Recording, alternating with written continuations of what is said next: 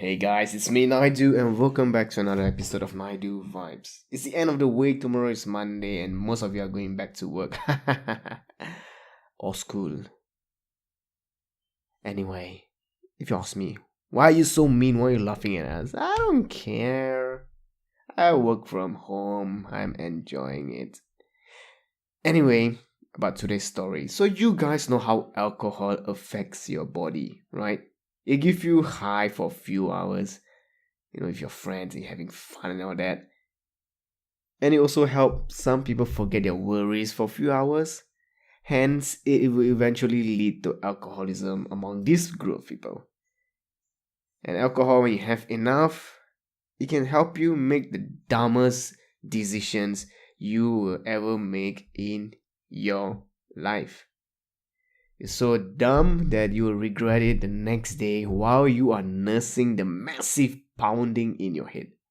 Or worse, you won't even remember anything that happened, and only to find out through your friends or your social media when you look through it in the morning. Yeah, I'm sure most of us have done that, sending drunk texts.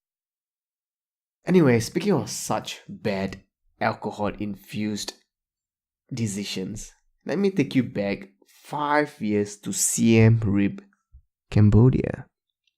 Home to the largest Hindu temple in the world, Angkor Wat. Home to Tomb Raider temple, if you guys watch Tomb Raider. So I was traveling in Cambodia with few fellow backpackers I met in Phnom Penh, which is the capital of Cambodia. There was Japanese guys and Hong Konger, American and British. So we were staying in a dorm room. It's about 6 to 7 bunk beds, so that's about, 12 to 14 beds. So on the last night of our stay, we went to sleep early because the next morning I had to wake up really early with the Japanese guy. So anyway, that afternoon the group checked in. We never actually saw them properly, never spoke to any of them. Because when we were going out for the day, then they were coming in to check in.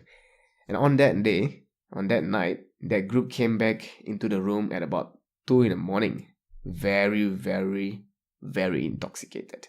And they were so noisy. They were noisily open the door and the cupboard. They were unlocking it, using the toilet noisily and all that. And I thought they would settle down after, a few minutes of. But I was so wrong. I was so wrong. So all of them slowly started having sex. All 6 of them. And they were not quiet. They were loud, loud, loud. They were so oblivious to the rest of us in the dorm. Right, so my bed was the one closest to the entrance of the dorm room, and I was on the top bunk. So I could see the entire room. I could see everything that was going on in the room. So I just needed to turn to my left, and I saw this girl on the top bunk. She was riding this guy like she was riding a horse in the fear of her life away from bloodthirsty Mongol invaders. Mongol invaders quite old. Okay, let's try this again. Riding away from bloodthirsty Dothrakis.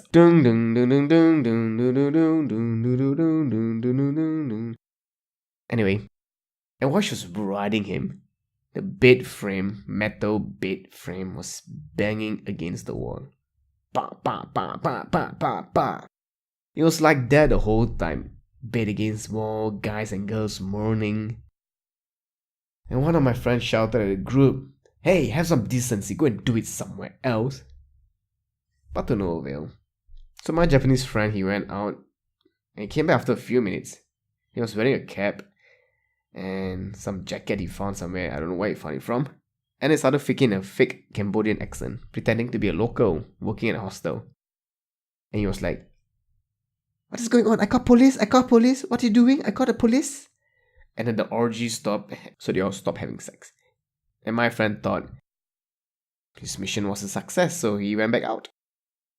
But after a while, the whole procreation instinct took over again, and the orgy resumed. But I was pretty done with it. I was pissed off, but I don't like confrontations. I don't like being angry at people or arguing, whatever. I'm all about the peace, yo, peace. Yeah, so I already packed my bag the night before, so I only needed to shower and change my clothes, that's it. So I climbed off on the bed. I told my Japanese friend that I was done with this bullshit. Alright, if I'm not having sex, I'm not interested in hearing people having sex. So I took all my stuff and I went to the lobby of the hostel.